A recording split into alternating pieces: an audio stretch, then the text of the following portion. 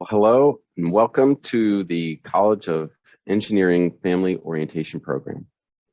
My name is Kurt Larson, Assistant Dean of Undergraduate Studies and your MC today. Thank you for attending and congratulations to you and your sons and daughters on their acceptance to Carnegie Mellon. As parents and guardians, you've invested a great deal of time, energy, and love to help your children get to where they are now. At the beginning of the summer, they closed one chapter of their lives graduating from high school. And today, they are beginning to write a new and incredible chapter that we're grateful to be a part of. These next 4 years will be incredibly growthful, formative, and enriching. And we at CMU invest our time and energy to ensure that your children make the most of their college careers. We're living in an unusual time faced with continually evolving challenges. One element of the Carnegie Mellon community that I love is their unrelenting desire to solve problems. And we're doing that as evidenced by the significant changes the university has made in our facilities, in teaching paradigms and modalities, and even in research efforts that impact the world at large. And over the next 4 years, our engineering curriculum and educational approach will place substantial emphasis on embedding this problem-solving mindset in your children that will serve them for a lifetime. So today's program will feature a number of speakers who aim to give you a good sense of what it means to be a part of Carnegie Mellon Engineering. And I say to you as parents, part of CIT, because we believe family play an important role in the success of our students, especially in the first year of transition from high school to college. And we want to foster strong and lasting relationships with you and your children that will extend beyond the next 4 years and beyond this campus. So this morning, you'll hear from faculty, staff, students, and parents to give you a fuller picture of what Carnegie Mellon Engineering is all about. So to begin our session, it is my pleasure to introduce Bill Sanders, the Dr. William D. and Nancy W. Strecker, Dean of the College of Engineering and Professor of Electrical and Computer Engineering, to give his personal welcome. Prior to becoming our dean, he served as the Herman M. DeCamp Endowed Chair in Engineering at the University of Illinois, Urbana-Champaign. His research interests include secure and dependable computing and security, as well as resiliency metrics and evaluation with a focus on critical infrastructures. With that, I give you Dean Sanders. So welcome, everyone. It's wonderful to be here with you today virtually, and I very much hope and trust we'll all be together in person sometime soon. As Kurt said, I'm Bill Sanders. I'm Dean of the College of Engineering, and I'd like to formally welcome all of you to the Carnegie Mellon family. This is a very important responsibility we have with your children, and we take it very seriously. It's a privilege to welcome the class of 2025 in our community and to begin that journey to become engineers. If a student, if you're looking to build the necessary skills to make world-changing impact after graduation, you've come to the right place. As Dean, I'm focused on ways that the college can support our incoming class, ranging from academics, professional development, and social activities. By now, you're already probably aware Carnegie Mellon is distinct in its interdisciplinary approach to research and education. We believe that the answers to global challenges often lie in multiple disciplines and converging perspectives.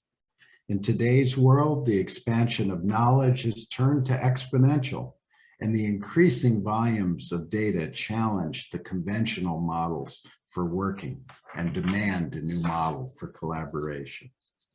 In the College of Engineering, we realize the most important issues in the world tend to be a constellation of many challenges. The best way to tackle those challenges is often a team-based approach of determined experts leveraging their diverse and complementary skills.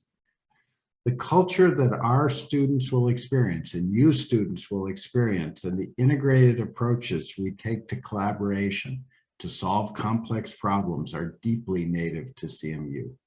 We actively encourage learning across conventional department and college boundaries. The cross-disciplinary education works in concert and not in conflict with a deep understanding and skill development within your major. It's easy to access our world-class faculty who are at the cutting edge of domain knowledge and experience. It's clear that today's employers want people who can think creatively and critically. Our graduates are able to hit the ground running to collaboratively work on technologies to support growth and change in the world. The demand for our engineering graduates remains very high in this rapidly changing society where technology is accelerating significant changes. Your first year students will provide countless opportunities for exploration so students can optimize their choice of a major.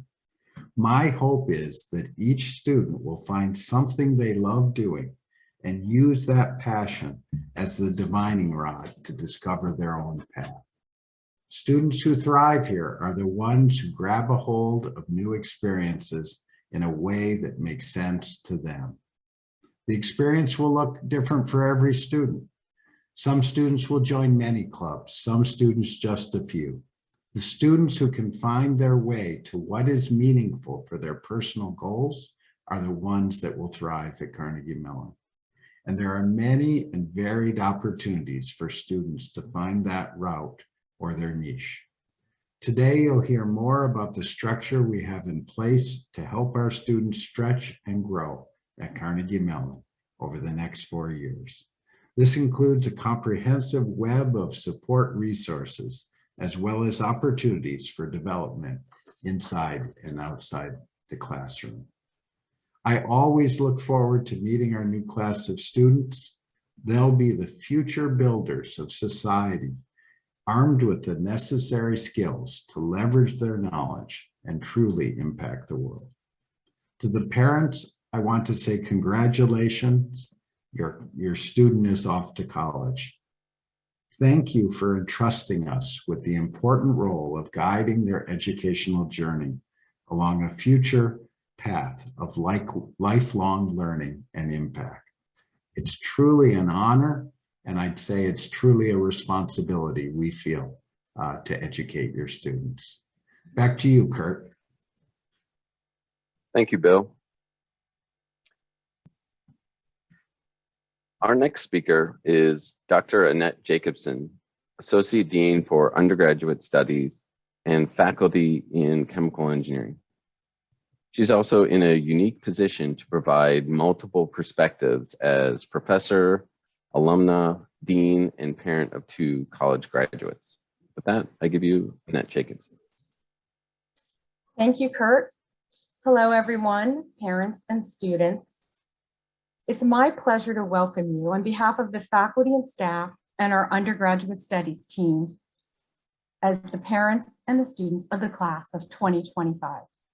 We are delighted to have this opportunity today to speak with you as a group, and we look forward to getting to know you better. First, I want to talk about our goal. It is for our students to develop into thoughtful and well-educated citizens and engineers, those that are equipped to address and meet the challenges of the future. Our students are both serious and talented. And academic success is not measured in how many majors you have or in your grade point average, but rather how well you take responsibility for and meet your academic commitments, learn concepts, and apply them to meet complex challenges. Parents, we know that you want to support your student as very best that you can. And the following is sincerely meant to assist you in that support. So I call this the top 5 list of what I wish you knew as a parent about academics in the College of Engineering at Carnegie Mellon.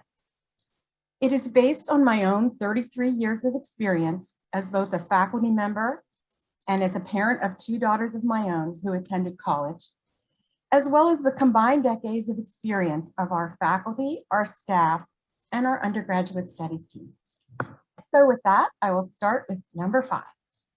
Number 5, a full course load is very challenging here. I don't think this is a surprise to anyone, I expect, but that is true. Therefore, overloading extra courses, especially in the first year, is often not in the student's best interest. Advice to try the extra course that students may get and then drop it at midterm if it's too difficult is generally not a good strategy. Often that time is wasted, and it is time that could have been better used for other things, such as study, sleep, social time, other activities, all very important part of the college experience. So here we feel the key is to strive really for balance. Number 4, academic success correlates directly with how well students manage their time. This requires excellent planning and knowing when you spend enough time on a task so that you can efficiently move on to the next one. Students do get better at this process over time, and it is a key life skill that you want to continue to develop and optimize here. The first year is when this process begins, and it is definitely honed and continues to improve over the time you're at Carnegie Mellon. Number 3, tutoring, which is available at our Student Success Center on our campus, is used by many, if not most students, to efficiently understand concepts and to keep on track and on schedule with the work. There is absolutely nothing wrong with asking for help, and it is actually a very common and quite a mature choice. The goal here is to optimize the learning process by understanding the material deeply, because you are building a foundation every year as you go through the curriculum, and this takes time. Prioritizing learning in this way is a process you will also use throughout your career, so it is important to start now. Students that respect and understand this important fact will flourish at Carnegie Mellon. Number 2, it is rare for students to get all A's in every course, which may be very different compared to your past academic experiences. So my message to the students, you are a very elite and talented group, and I am absolutely confident you will do well. Your goal and measure of success should not only be the grade you get in a course, but rather how much you've learned about the subject matter and how much you've matured as a student and a person. And students, besides prioritizing your current plans, keep an open mind to exploring new opportunities and subjects that you have perhaps not yet imagined. Be open to new and different experiences, as this will definitely enrich your college experience, and you will learn a lot about yourself along the way. Number 1, and the last one, having witnessed to date 32 graduations of Carnegie Mellon engineering students, as well as a few of my own as an alumna, I am absolutely confident in the success of the class of 2025's ability to thrive, to feel fulfilled, and to do amazing things. We look forward to a wonderful 4 years. And parents, I have one final note. We are prepared and excited to begin what will be a productive fall semester and a wonderful first year for your students. Please rest assured that your student is our very top priority. Thank you.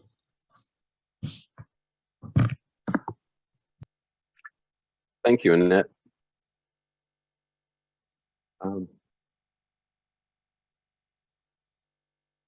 Adjusting to college and living independently brings a host of challenges. And oftentimes, students need help acclimating. So I'm going to take a moment to tell you a little bit about the support services we provide to assist our students.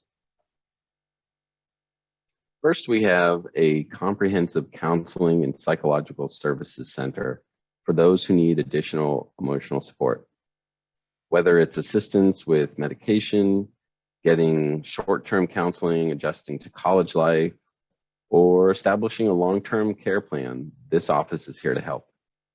CAPS is also attentive to issues of diversity and equality. They respect and value each person as a unique individual. They offer a safe and supportive space for students who identify as LGBTQIA to navigate the challenges of exploring and integrating their identities. There's also the Center for Student Diversity and Inclusion, which offers resources to achieve an inclusive and transformative experience for all students. The center supports and connects communities of color, students who are first in their families to attend college, low-income students, women, LGBTQIA, and many more in a setting where students' differences and talents are appreciated and reinforced.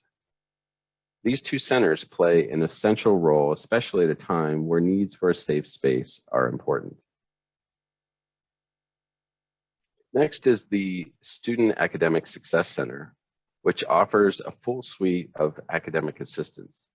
For instance, they have one-on-one tutoring for many courses, group supplemental instruction sessions, success workshops, as well as academic coaches to teach study and test-taking skills, as well as time management. And these are all essential skills to be successful here at CMU.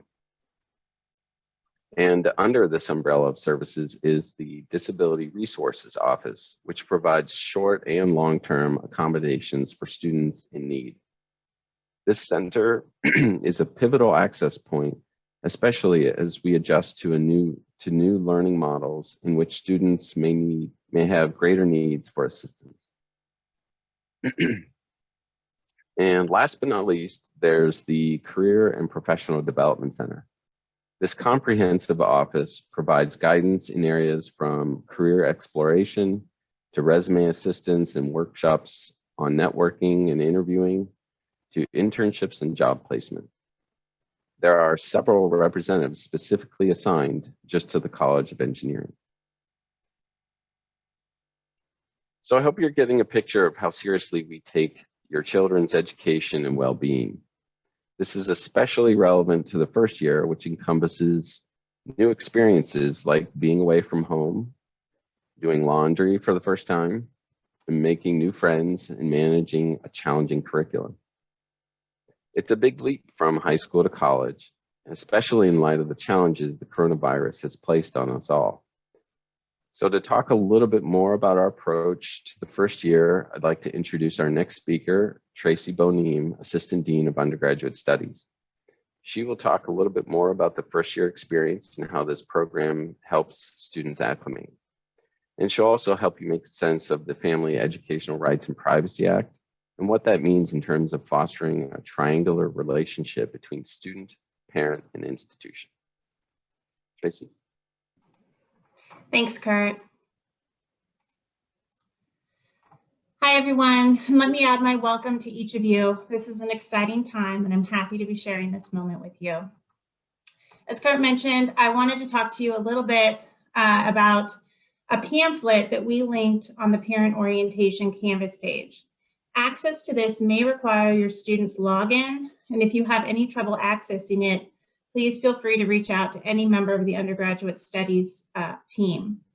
Right now, I'll review some of the information it contains with you. The first section discusses FERPA, or the Family Educational Rights to Privacy Act. FERPA is the federal law to which all colleges and universities in the US must adhere. In very basic terms, this law states that an individual enrolled in a university is an adult, and as an adult, any personal information about them at the institution is private and cannot be discussed with an outside party without the student's consent. This is a big change for many parents who are used to acting as an advocate on their child's behalf.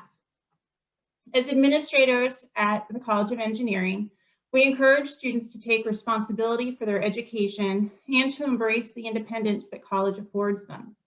We also know that the support of parents is invaluable at any age, and so we encourage parents and students to continue to have a dialogue with each other about the students' performance and experiences while at CMU. To encourage this dialogue, we've put together 10 questions that you can ask your son or daughter to get a better idea of how they are doing while in school.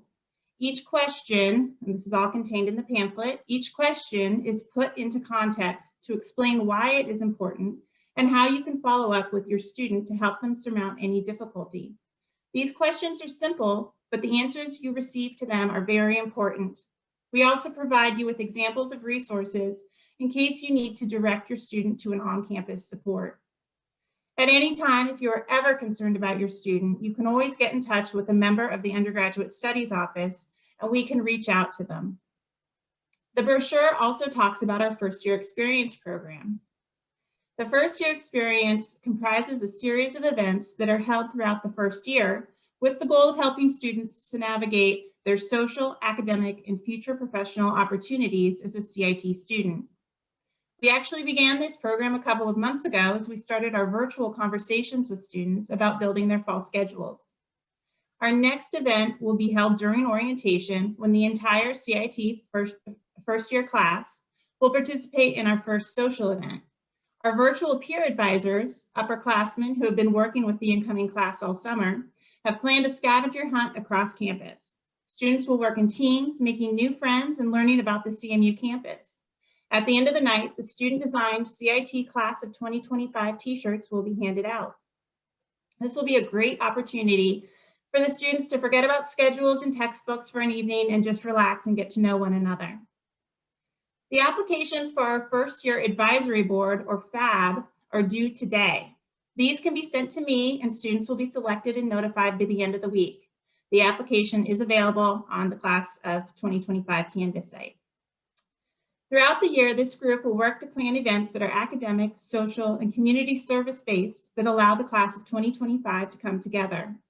An example of one of these events is the Meet, Mix, and Mingle, which provides an opportunity for the first-year students to speak with upperclassmen, faculty, and advisors from the 7 departments in CIT to get a better idea of the majors available to them.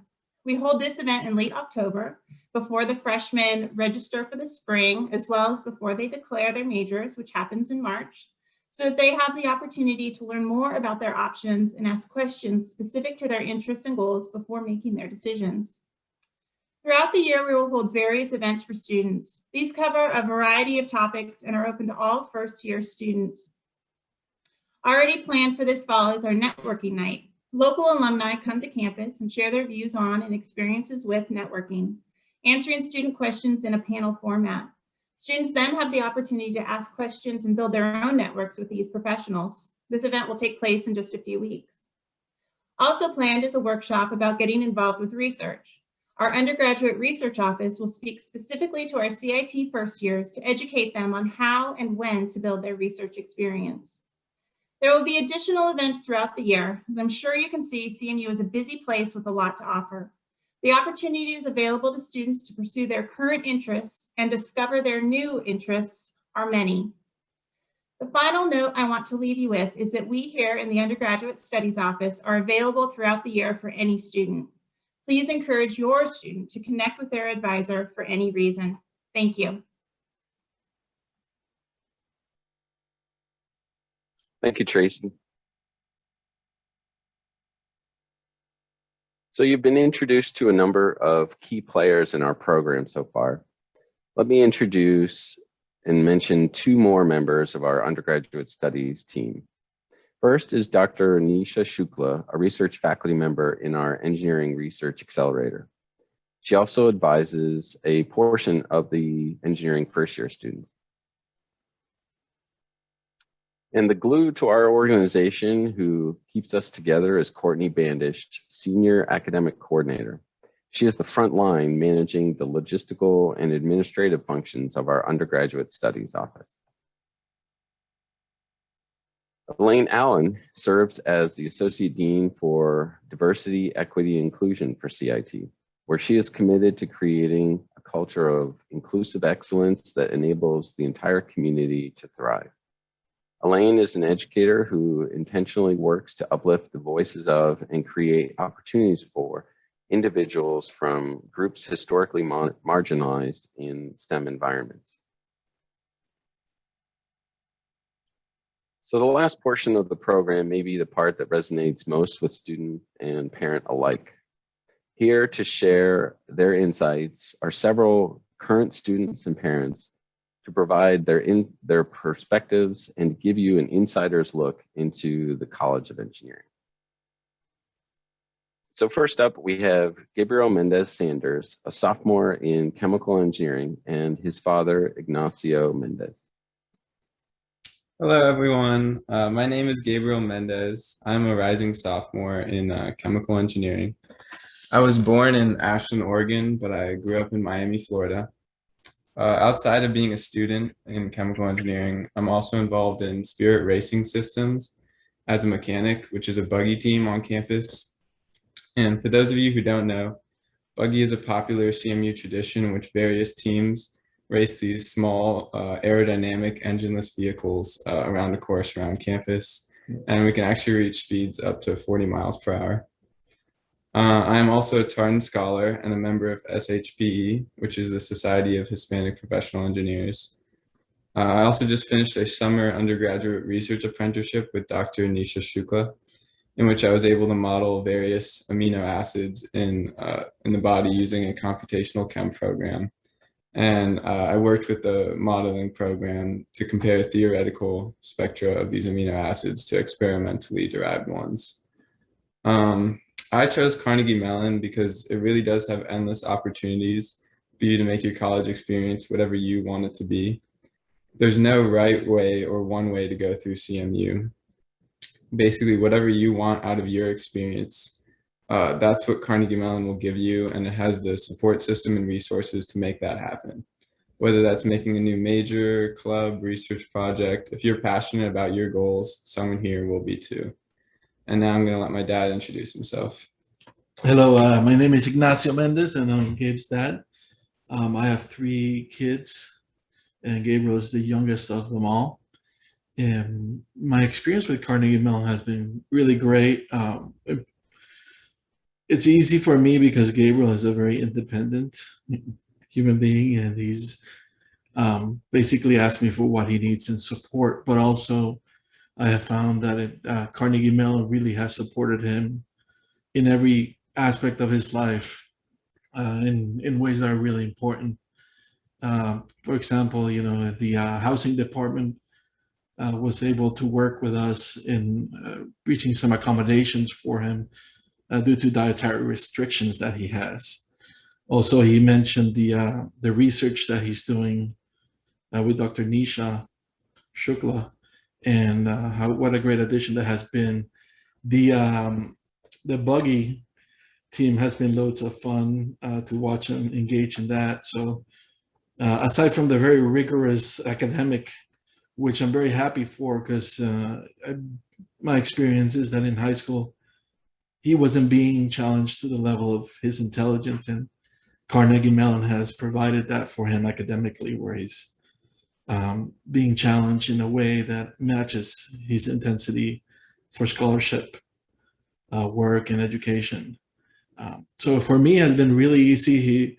The strangest part probably was the whole pandemic situation and having to start college from home the first semester, and then we went up there and he got set up for the second semester, which was a great experience for him, even through this pandemic and the difficulties and the restrictions that brings. I think Carnegie Mellon did a great job managing that and facilitating the experience even on campus when it was quite strange. I mean, if I compare it with my own personal experience of college, to begin a year under a pandemic is very, very different. But nonetheless, I don't know, it's for me, it's really met all of the desires that I had for Gabriel. And I think everybody has really assisted him. I believe Annette also assisted him, putting him together with Dr. Nisha, and as well as Dean Sanders also, I believe, has had some communications with Gabriel. So I just want to thank everybody in the team, and with the parents out there. I think they're in really good hands at Carnegie Mellon. And from the parental point of view, I've always just allowed Gabriel to take the lead and tell me what he needs, and then me figuring out how to support him in that.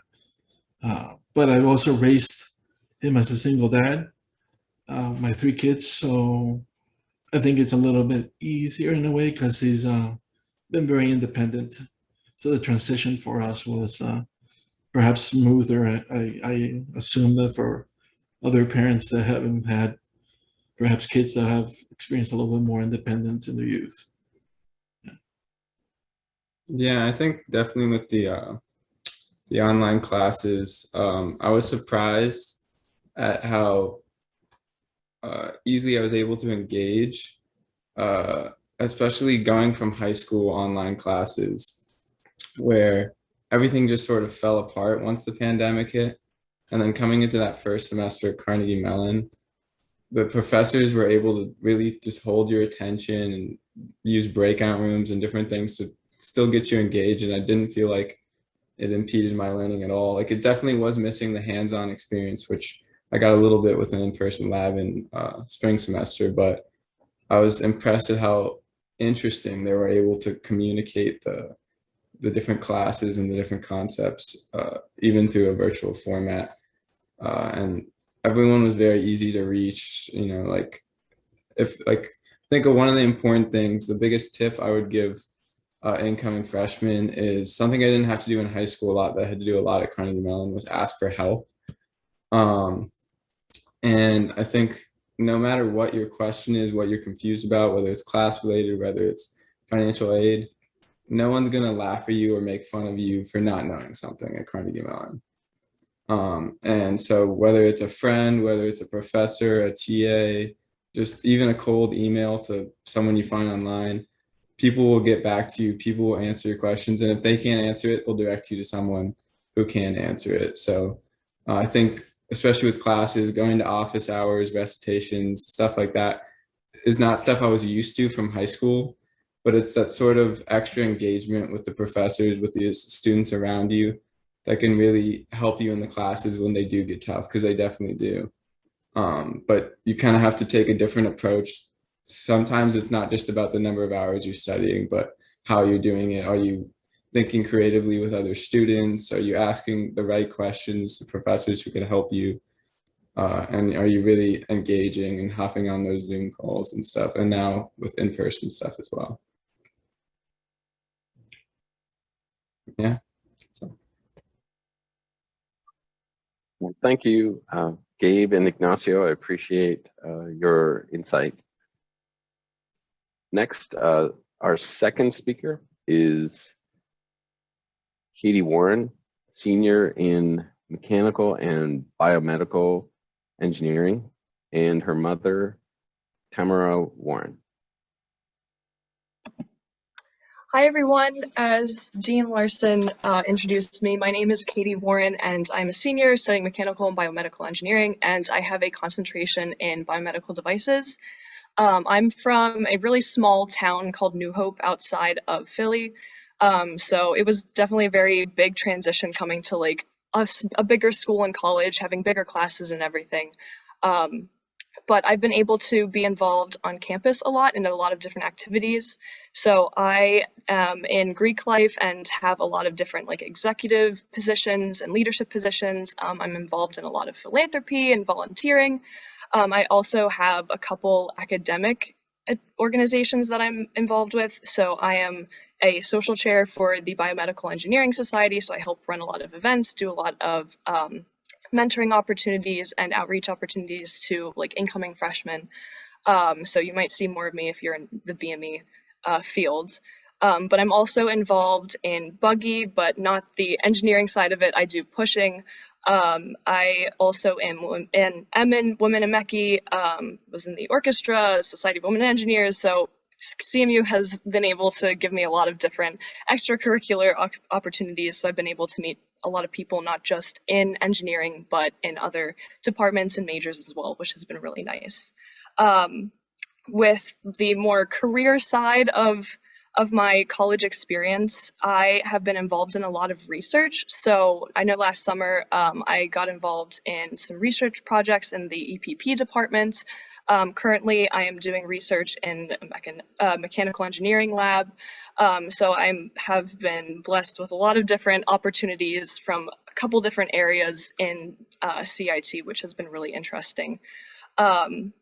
And I know that COVID has kind of had a very big impact on my education, just with kind of having to go back home halfway through sophomore year. So I wasn't able to do as much or not be able to go to study abroad, things like that. But I was able to still do a lot of clubs and research and everything virtually the past year and a half, which has been nice.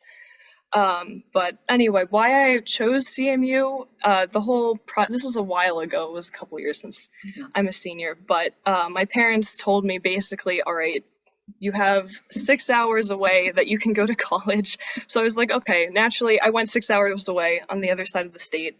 But I honestly just really loved CMU, like stepping on campus that first time, it was just like, yes, this is where I need to be. This is the perfect fit for me. It's a city campus, the class sizes are really good, the engineering program is amazing.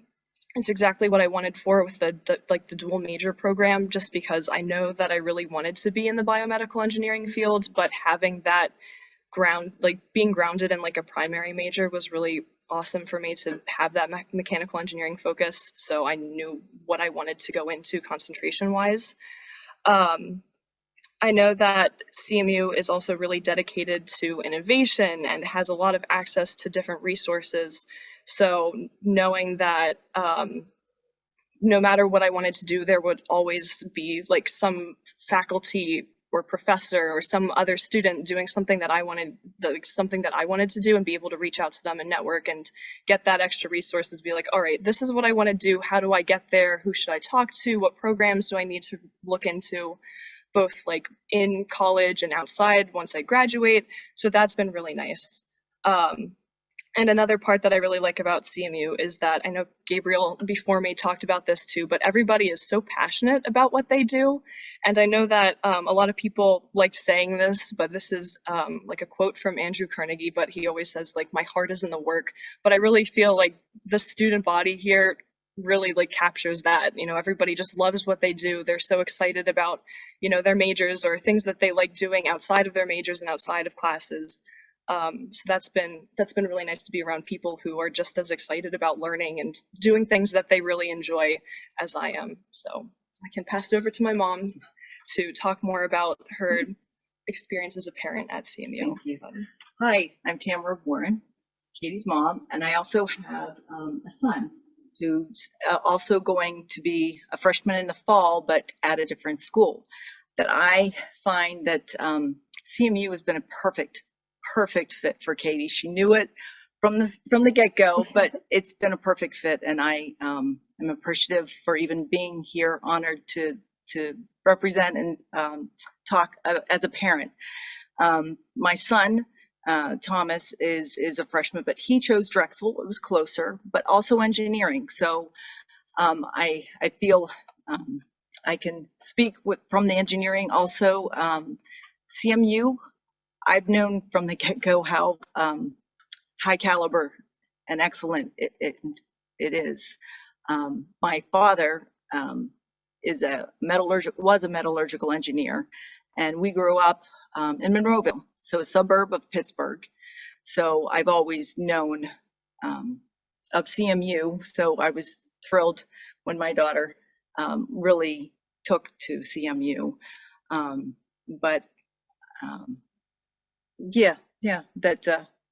Just very impressed with it. I have to thank CMU. It's been a perfect fit for her. She has a visual impairment. She's used a lot of the different services that they have provided that are excellent within the, just the things that I know Kurt was talking about earlier, just with like CAPS and the CPDC and yes. all of those things. Like, I think that that's definitely something that I would strongly encourage for incoming students, is to use their resources, because CMU offers a lot in a lot of different areas. And I know that that's definitely what I did, especially freshman year. Like, I used academic coaching, I did Excel and like SI sessions to get like supplemental help for the different classes that I was taking. But definitely make sure that you guys are advocating for yourself for whatever needs that you have. Just with academics, if you have, if you need disability accommodations, I know that there are people at CMU who like are really, they care about your learning, they care about your college experience and want to help you, and make sure that you're getting the best experience that you can get. Get to know the professors that you have, the TAs that are teaching your recitations, because they all just want to make sure and like help you succeed. But it's a two-way street. Like, if you don't reach out to them, then it's harder for them to help you. But also don't overload yourself with classes. I know that it's very rigorous here with the coursework and everything. So it's good to have that extra support. But yeah, and I guess another tip too with the overloading is just making sure, or just with classes in general, but making sure that you balance like everything time management wise, and take breaks and take care of your health and well-being and everything. Just because classes can be a lot, and you are also important in making sure that you're taking care of yourself. Another thing that helped me outside of just like resources that CMU gave me was finding like a study group of like friends that I could talk to in my classes. Because I felt like freshman year, I struggled a lot with learning how to study and kind of switching over my studying like skills from high school to college. So being able to talk with other people and work out like problems that are in our homeworks and kind of studying for tests and figuring that out, it was really nice to have a group of people that helped, kind of push me to do better and just learn from other people and be like, okay, yeah, this is how you do things, or this is how you do that problem, or, oh, I didn't get that, can you explain this to me, and get that other like more individual help. So being able to talk to people like that was really helpful. So I don't know, do you have any other things to add? And as a parent, yes, there's couple tips that I have to say. We were very fortunate that you're a senior, so you got to go through the COVID, you got to see normal, how it was unfortunate with like Gabriel's instance, just coming right in and pandemic. That you're fortunate you've got to do the buggy. I loved, I say as a parent, encourage them to do anything that they want and try what they want. Because, oh gosh, it's been so much fun to learn about the buggy and the carnival and all the history. I think I had a leg accident or something, but I could see everything Zoom, even though I couldn't go, and still in that excitement. And I have to say, CMU has so many different things. I guess I just did some kind of, what was the Instagram?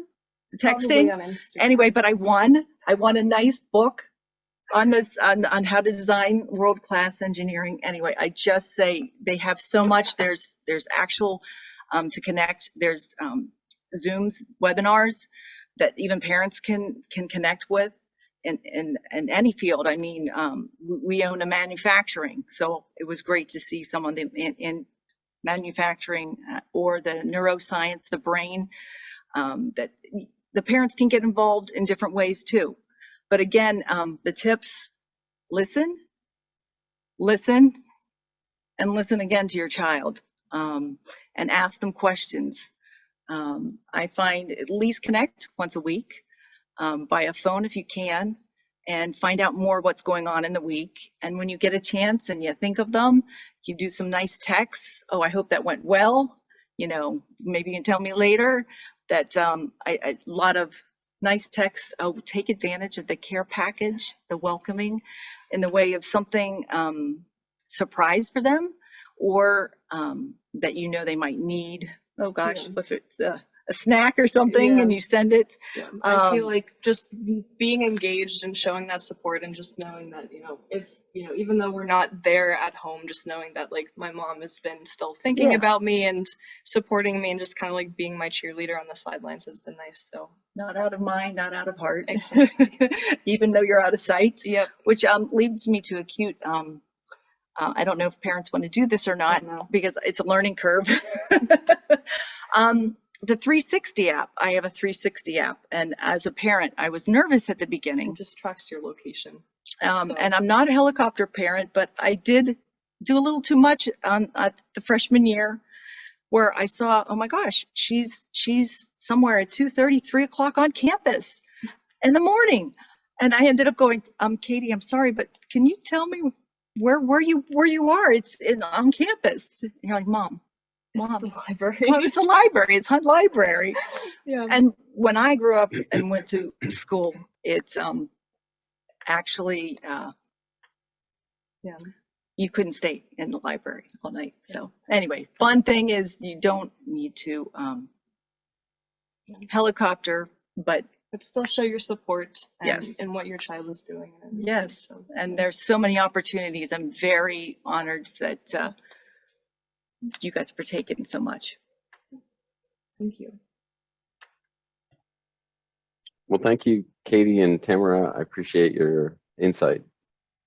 Next, we have Matt Grzybowski. He's a junior in civil and environmental engineering and engineering and public policy, and his mother, Sue Grzybowski. Hey guys, how's it going? My name is Matt Grzybowski. Like Dean Larson said, I'm a junior in civil engineering as well as EPP. I was born and raised in Seven Hills, Ohio, which is just south of Cleveland. And I'm involved with a lot of stuff on campus. Primarily, I'm on the football team as an outside linebacker, and I'm involved in Greek life, my chapter Alpha Sigma Phi, as well as Interfraternity Council, which is kind of the overseeing board over all of Greek life, all of fraternities, as the vice president of risk management. For me, when it came to making a decision at CMU on what college to choose, football was a big portion of it, and I know not all of you are student athletes, but if you do have a chance to come out to a game or something like that, I really appreciate the support. We're not like a Big Ten school or anything like that, but our athletics are really very competitive, really good. It's exciting to go. I believe most games are free as well, especially football since we have the fall back now. But when I was making the decision as well, academics were a strong portion of that. But when I finally got here, what really made it home was the people. I found that I really had a fun time with my professors, my peers, and all the staff, very welcoming, especially within the engineering department and civil especially. I love, all my professors. It's tough, but you get through it, you make a ton of friends and have a lot of fun. It's very challenging, but very worth it. And hi, I'm Sue Grzybowski. I'm Matt's mom. I'm here in Cleveland and he's in Pittsburgh in his apartment, so that's why you're seeing two of us. I do actually have 4 children. Matthew is the third, and I also have another one who's a junior in college. So I get that perspective from 2 different schools. Being the parent of a Carnegie Mellon student, especially an athlete, has been it's been a wonderful experience, and I'm looking forward to having a couple more years of it. We've met a lot of really great parents through the football program. The coaches and the staff that support my son have been just phenomenal. Matthew has met some really, the connections that he has met through both, the engineering program and the football program have led to some really great opportunities, not only with summer internships, but just the insights in that on different things that he's interested in. He's thought long and hard about what his career path might look like, not only, through graduation, but what he might like to do, where he might like to live. I mean, there's a lot of things that go into that, and he's got that long-term vision.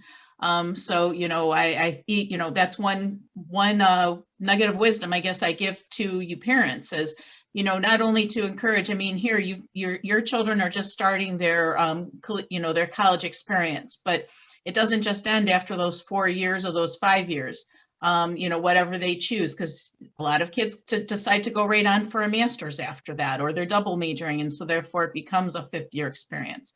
But where does that lead them? What kind of jobs are available out there? What kind of companies do they want to work for? Do they want to be an entrepreneur? So what does that look like? I mean, it's that longer term vision that you're helping them to cultivate and envision, so that they can realize the life that they are envisioning for themselves. It's creating that and always revisiting that as they go along in their journey. They finish their freshman year, they finish their sophomore year. Is the experience that they're getting leading to that place that they can see themselves? Are they going to have the earning potential? Is it going to allow them to have the life that they want? Those are always so important things to keep in mind, and to keep it's that dialogue that you have with your child going forward. So I think those are the things that are most important. And if you do have an opportunity to meet other parents through any organizations that your student might get involved in, or that, I'll tell you, we've met some really great people. And nobody's from Cleveland, I can tell you that. So Carnegie Mellon is a very international, ecosystem. And we've met people not only from across the United States, but from other countries. And I always enjoy speaking with them, learning about their cultures, their family life, and everything. Being the parent of a student at Carnegie Mellon has given us that opportunity. So those are just some of the things that I can share. Yeah, and going off that, I forgot to mention, unlike the previous 2 speakers who had a lot of research experience, I opted more towards the summer internships. This past summer, I was able to intern with a company that deals mainly in HVAC, but my primary contact through there was actually one of our professors in the civil engineering department. So just goes to show you how much networking you can build at CMU, and what kind of opportunities that can lead there. But my biggest tip coming into your freshman year would have to be to make a lot of friends. Don't just go up to every single person and be like, all right, we're best friends now. But orientation week is a ton of fun. Your friends on your freshman year for your dorm are gonna be some of your friends that you know for years and years to come. I know I'm living off campus now, but 2 of the other guys in my house were on my freshman year dorm. One was my freshman year roommate. So you may not see it now, but when you're looking back on it in a few years, even a year out from now, you'll see how much your network and your friends have grown. And you'll be really amazed to see how far you've come.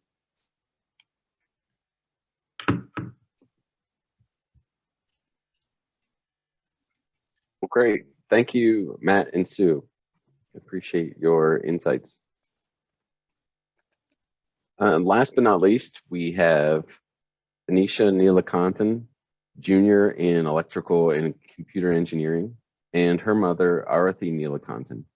And just a side note, Anisha's brother was also an alum of the electrical and computer engineering program too. Yeah. Hi, I'm Nish. I'm a junior in electrical and computer engineering, and I'm also getting a minor in human-computer interaction. I'm originally from Singapore, but I'm already on campus. If anyone's living in Donner, like over here, I'm involved in campus. I am actually the president of an a cappella group called Soundbites, which is really fun. I'm a part of Greek life in a sorority, also a part of Society of Women Engineers, and I'm also part of orientation staff as an orientation leader. We're actually in training right now, preparing for you guys to come to campus. We're all really excited about. Yeah, so like, that's kind of like the stuff I do unrelated to my major, yeah, we were on the same floor. And yeah, so like I also am participating in research on campus. I originally was a part of one called like conversational computing that was led through the HCI department, where like we were looking at voice assistants, but I had to drop that when COVID happened because of the time zone differences when I went back to Singapore. But I was able to get involved with another one called KnitGist. I really like crocheting. And so I reached out to that professor that was working on KnitGist and got to like kind of merge those two passions together, creating a system, like helping create a interface for knitters to design textures and stuff like that, which was really cool. I've also interned like 2 summers, I guess, ago at a company called Active AI working with their chatbot. And this last summer, I was really lucky to get an internship with a place called Touchwood Labs, which is actually in Pittsburgh, created by CMU alum, which was really cool. Got to bond over that. There's a lot of like really cool startups like that come out of CMU, and reaching out to them for internships has been like a great experience. So would recommend.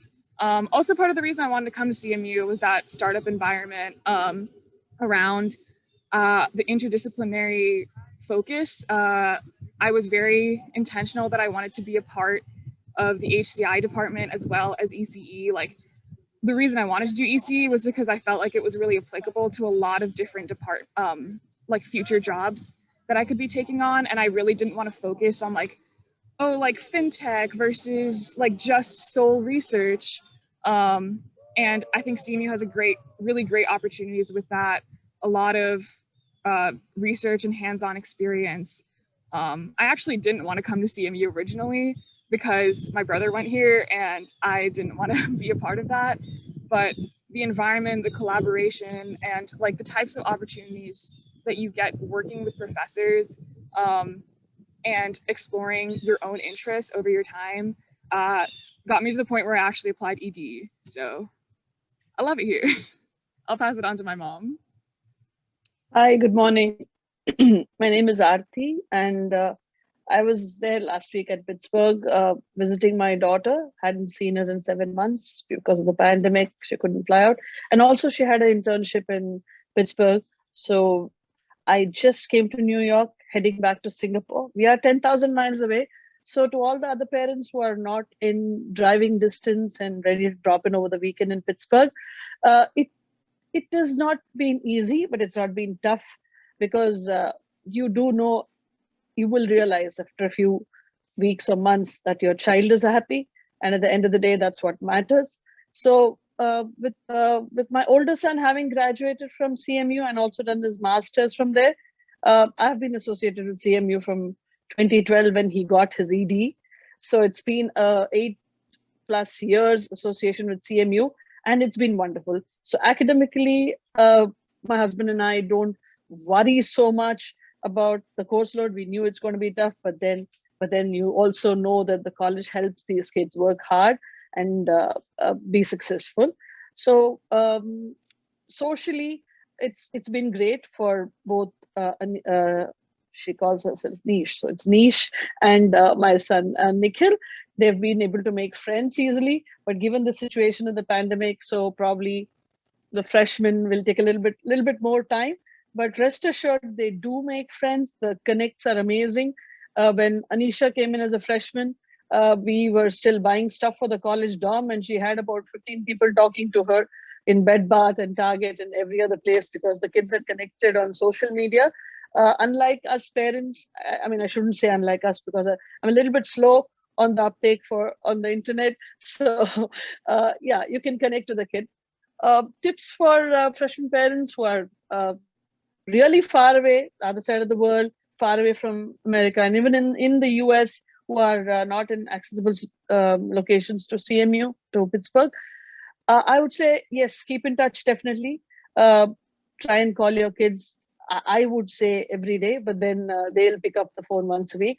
But one other tip that I'd like to give is we initially try to schedule a family call during the weekend because I thought that would be the time that they are relaxed and they don't have classes to go to. But on hindsight, at least it worked for our family. I realized that it's better to call them midweek because weekend is their time to unwind and interact socially. So trying to fix a call on a Friday night US time or a Saturday night US time didn't work for our family. So maybe middle of the week when they are, you're sure that they are at home and you can call them, interact with them, support them, try and watch their games or performances or their concerts whenever possible, whatever time it takes, whatever time it is in your time zone. So that helps a lot. Anisha, we talk as often as we can, but there are times when she's busy and she just texts me and she says, okay, can't talk to you for the next couple of days. I haven't been, but you can try and be more understanding and appreciate that the kid will call you. It is very tough to stay. I'm 10,000 miles away from where she is. So it's a bit tough as a parent to have your child stay that far away and not being accessible, especially during the pandemic. It was really tough because I didn't know how safe it's going to be. I mean, we are from Singapore and we had like almost 0 cases for the longest ever time. And we didn't know how safe Anisha is going to be. But seeing the communication that came from CMU and the fact that they were able to ensure that the campus was almost safe, really very, very safe for the students helped a lot. So Nish did not stay back in Singapore for her beginning of her sophomore year. In fact, she was there for the summer and then she came back at the beginning of her second year to start online classes, but in Pittsburgh. It helped a lot because the time zone was different. So staying up right through the night and not seeing sunlight was not healthy for her. So she came back to Pittsburgh and started her second year during the pandemic. And knowing that CMU was taking care of my child and knowing that CMU is doing its best and beyond to keep the environment safe for the children gave a lot of reassurance and support to parents. Otherwise, we've loved CMU. In fact, I drove past taking pictures this last week because I was sentimental about leaving Pittsburgh. And that's how attached I am to Pittsburgh. And the faculty has been fabulous. I mean, academically, I don't have anything to complain or to worry about. So socially, she's been doing great. And they make sure that there are tutors available, there is tutoring available, there's a support system available. She has had all the help whenever she's asked for it. So it's been a great experience. And as parents, be part of the group which is there locally. I'm talking about international students. If you have other students going from your location, try and connect with the parents. It acts as a great social group, great support system, and that's helped me a lot in the last 8 years to be able to talk to other parents whose kids are also pretty far away that we can only see them twice a year, and encourage them to have more friends so they can go out for Thanksgiving. They can't come back to Singapore that frequently. So it's been wonderful, and we are so happy that we got this opportunity to put our kids through CMU, and happy that they made the choice to choose CMU for education. Yeah. Just to speak a little more, I know my mom mentioned like during the pandemic that time zone was like really difficult going back to Singapore, and as a result, I had to develop a lot of like different study skills. And that was really difficult because something I always say to like incoming first years is to really take the time, especially that first semester, to kind of figure out how you actually like to learn and what works best for you. In high school, you really don't have a lot of options. Like you got to do what the teacher says. But here, you know, there's so many resources offered to you. There's like lecture learning, recitations, like SASC. I was actually a supplemental instruction leader last year for 18100, which is the Intro to ECE course, because my SI leader was so impactful in helping me understand the material and understand that I liked to work with those small groups, to understand a lot more than I liked going to lecture. Not to say don't go to lecture, do go to lecture, but the way people use lecture time can vary so much. Like some people will sit there and take notes the whole time, And some people are there like physically and like listening, but you know, like working on other stuff or working on the homework and like waiting for important information. It's really important that like first week that you get into classes, do take the time to actually read the syllabus. Like, sorry, there's a car going by. I don't know if you could... Okay, I think we're good. But like when you read the syllabus, you see all the like support systems that are offered to you. There was a class where like I was getting really frustrated that there was no piazza, which is like, sorry. Piazza is like a place where you can ask questions on your own time to the professor, and students and professors can both answer. And I was really frustrated that there wasn't one for this class because I thought it'd be really helpful. And at the end of the semester, I found out that there was in fact a piazza that whole time. And so yeah, like look at those resources. One of my professors had really in-depth notes that he would post. And so once I saw that, I was like, okay, like I can't take notes in this 15-minute lecture and like listen and absorb and write down everything that's going on. So I started going to class, and it was like terrifying. I started going to class with nothing but my phone. And I would just listen and then occasionally jot down notes. And it was terrifying because I was like, what if I miss information?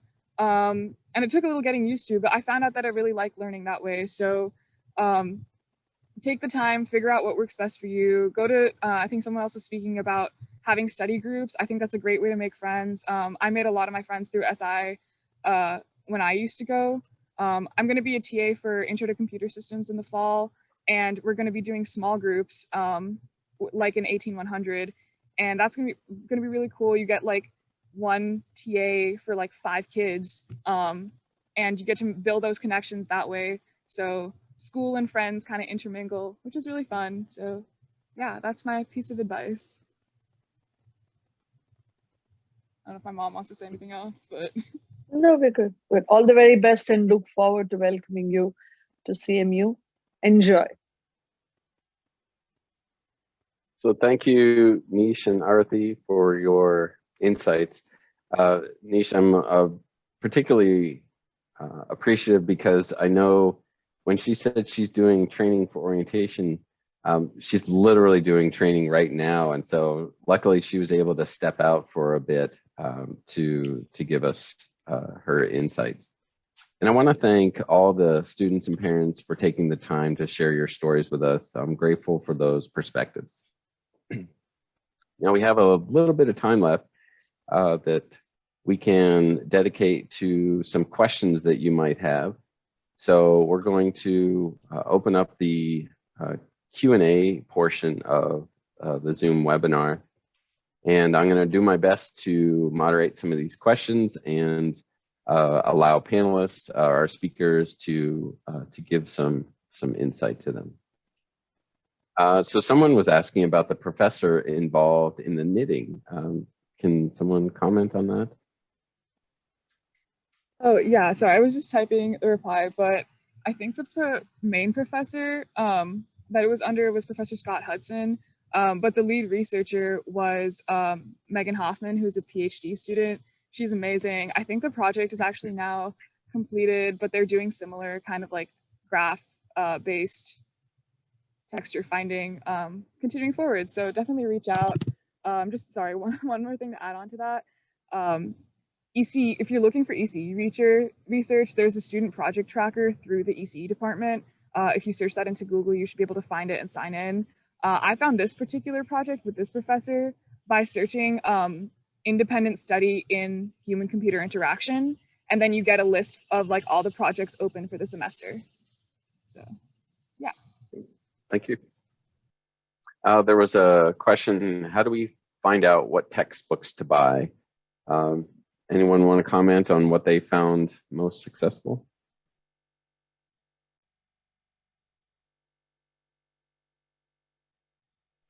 I can comment. Usually you'll have just the syllabus given out the first week. But personally, I think I've only bought one physical textbook copy my whole time here. Usually you can find a copy online or a used copy. So just be resourceful, and hopefully you'll be able to save yourself some money. Anyone else? Okay, another question was about move-in. Now, for some of you seniors, this might have been a while since then, but as far as parking goes, my understanding is that the orientation group is great about helping parents and students find out where to go. But Nish or anyone else want to comment on parking and just the logistics of move-in day? Yeah, so in terms of parking, I wouldn't like if you can avoid it, I would. As soon as you like drive up, there'll be orientation staff there that'll like I remember being so surprised by this. They'll literally get everything out of your car in like 2 seconds. And so you won't need to like keep going back and forth. So I think we took like a cab and just put everything in the back, or like 2 cabs, because they're especially like if you're on in Margaret Morrison neighborhood or in Donner, there's like only really street parking and then like a few spots downstairs down the slope. So wouldn't recommend parking. In terms of like logistics for move-in day, I think you're been assigned slots for when you can start moving in, or like you signed up, I'm not really sure. But yeah, that's when you can start moving in. I think you're allowed 2 people to help you, which will definitely be fine because like I said, orientation staff is helping like physically move your stuff. And someone asked if there's like a limit and how long you can be there. There is no limit. Just make sure like just know that there are a lot of people going in. So like if there doesn't need to be that many people going around, but like COVID wise, like just keep that in mind. Thank you. Another question we had, what did you need first year that you didn't anticipate? And what did you bring that you wound up not needing?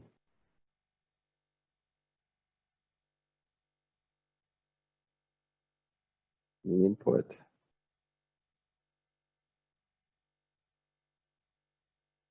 Depending on the dorm, I'm guessing fans. I think, I can try to answer that question. I know kind of from personal experience or from other like friends that I've known. I think like going into college, we expected to be taking a lot of like physical notes. This is really dependent on like what your personal like study strategy is. But I know I like got a lot of notebooks, got a lot of like loose leaf paper and tried to take notes that way. But I think like somewhere, I don't know if it was just because of virtual learning, but this kind of happened before then too. But a lot of people really like taking notes on iPads or like tablets or finding ways to do that on your computer, just because it's kind of easier to have it all in one place digitally. And then I think things that people brought that they didn't end up needing were like modes of transportation. Like if they brought like a bike or something or like a scooter or a skateboard, they brought it but then ended up not using it. But that was just from my experience. So.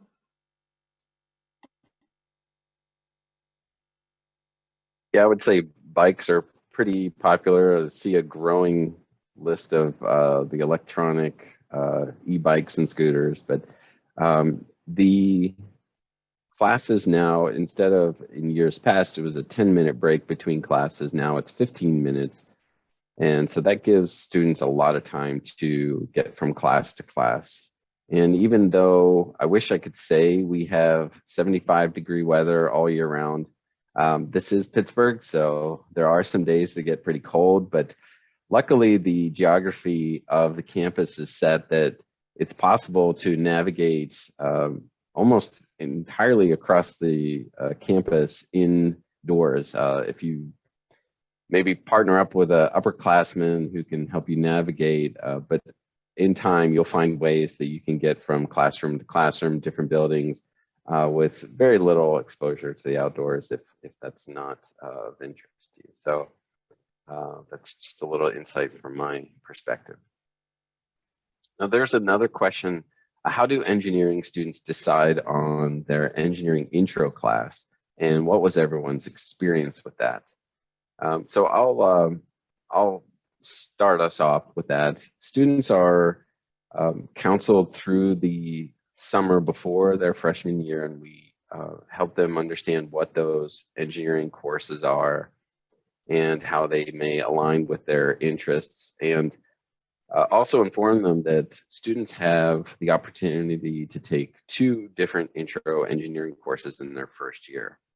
so fall and spring, and some even are able to do 3 intro courses. And this gives students an opportunity to learn about not only engineering skills and problem solving skill sets, but also about the fields, about the different engineering areas that we offer.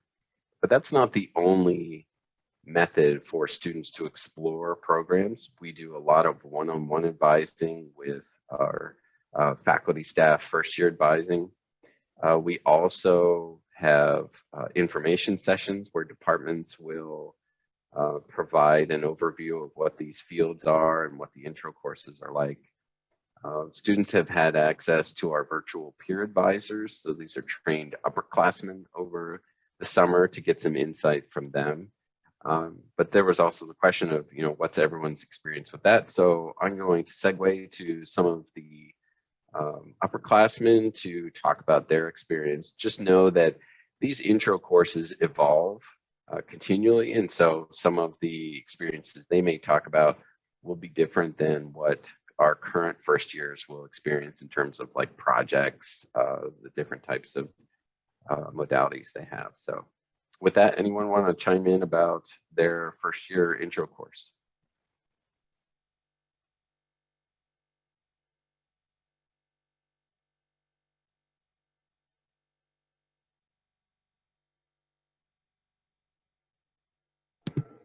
I can start us off, I guess. So I came in as an ECE major, or having applied as for ECE. So I took that my first semester. You end up making your decision in the spring. So like you get a full semester of one course and about half a semester of whatever second course you choose to take. And so I was more certain about ECE. And so I really wanted to get that full thing because I was pretty set on that. If you're unsure about something and have a preference for another major, consider taking the one you're unsure about first semester so you can see it the whole way through and actually make a good decision. But yeah, so I took Intro to ECE first semester, and that really just gives you an exposure to a lot of different ECE concepts. The course has changed a lot. It's a lot more conceptual now since I took it. And it is a little overwhelming at times because you have to understand a certain amount to be able to do anything with a concept, but getting all of that is kind of crazy. So it was a little I had to take a step back and be like, is there something in this course that I want to pursue further? Because there was a point where I was like, ooh, maybe this is not for me. But I ended up deciding it was. I took fundamentals of mechanical engineering my second semester because I wanted to be able to use the makerspace and the equipment in there. So I thought it would be a smart choice to take the course that would let me do that. And then I ended up taking it during COVID and not being able to use the machinery. But yeah, that's kind of why I chose that as my second course.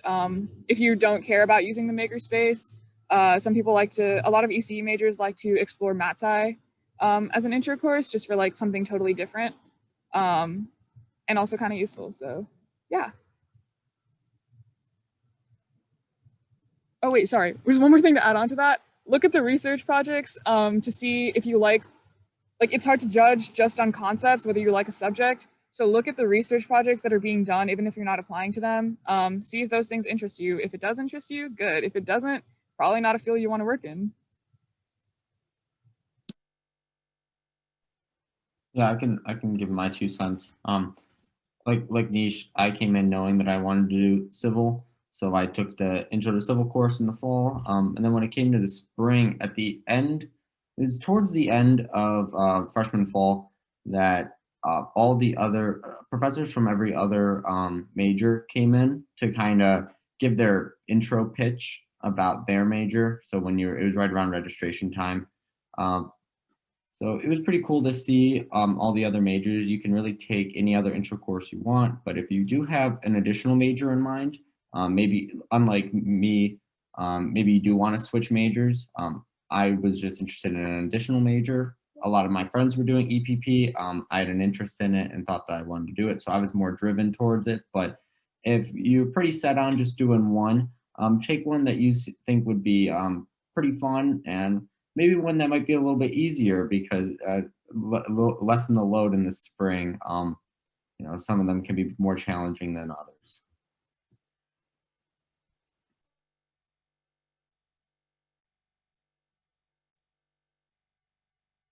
Any other thoughts before we move on? Okay. There was another question, this good segue from what Nish was saying. How can we access research projects and internships for our first year at CMU? So I would recommend a few different things. As Nish was saying, it's great to explore the different research pages of the majors you're considering.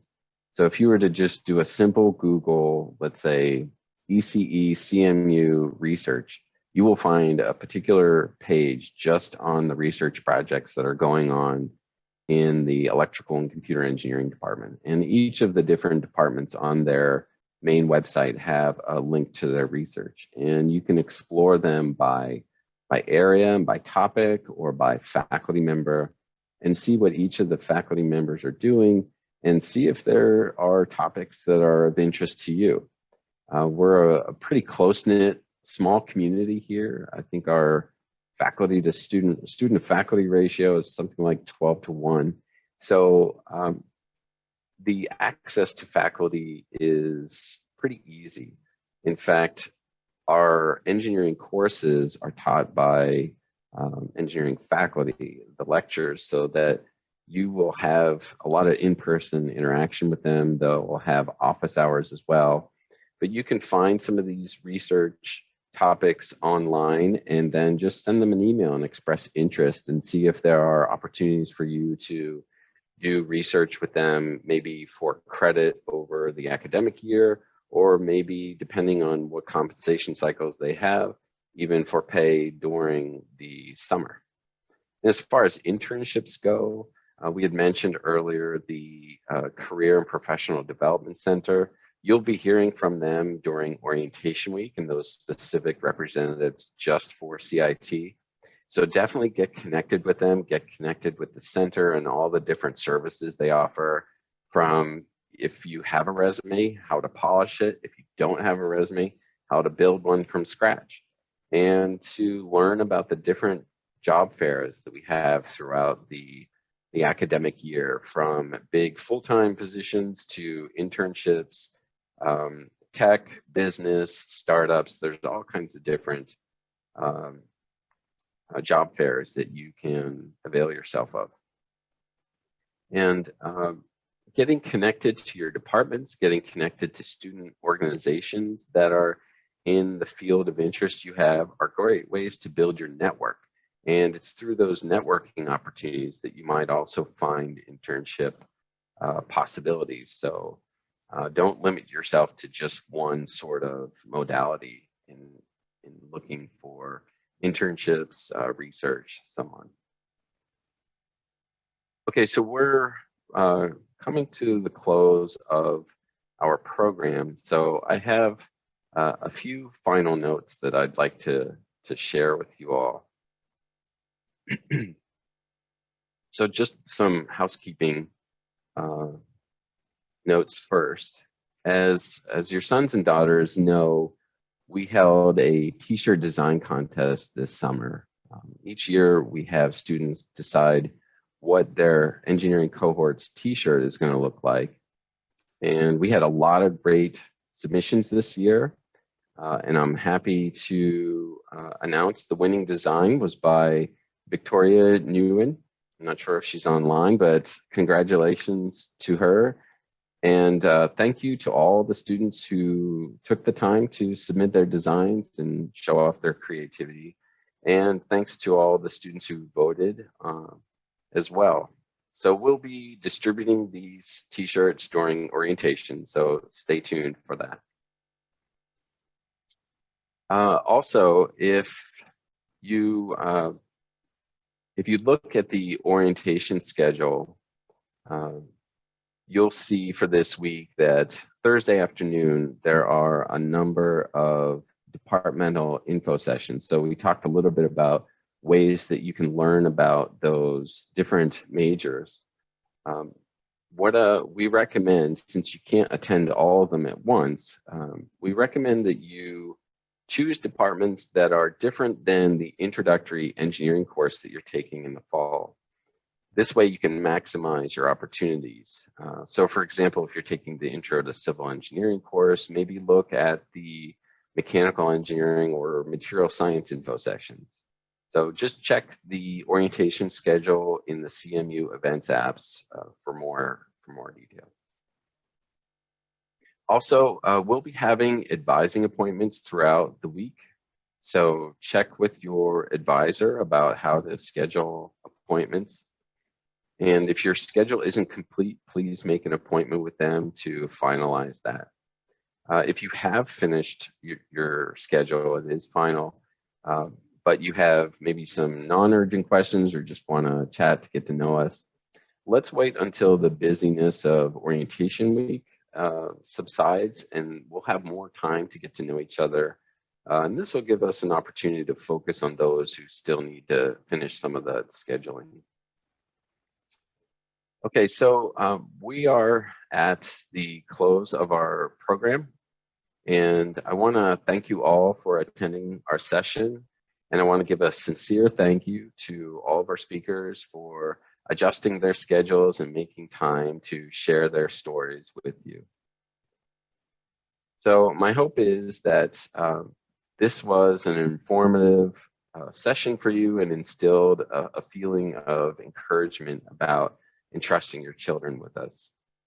Please know that they're in good hands, and with our web of support and our multifaceted approach to education and growth, we believe our students are in a position to get the most out of their education, to be successful, and have some of the most fun and formative years of their lives.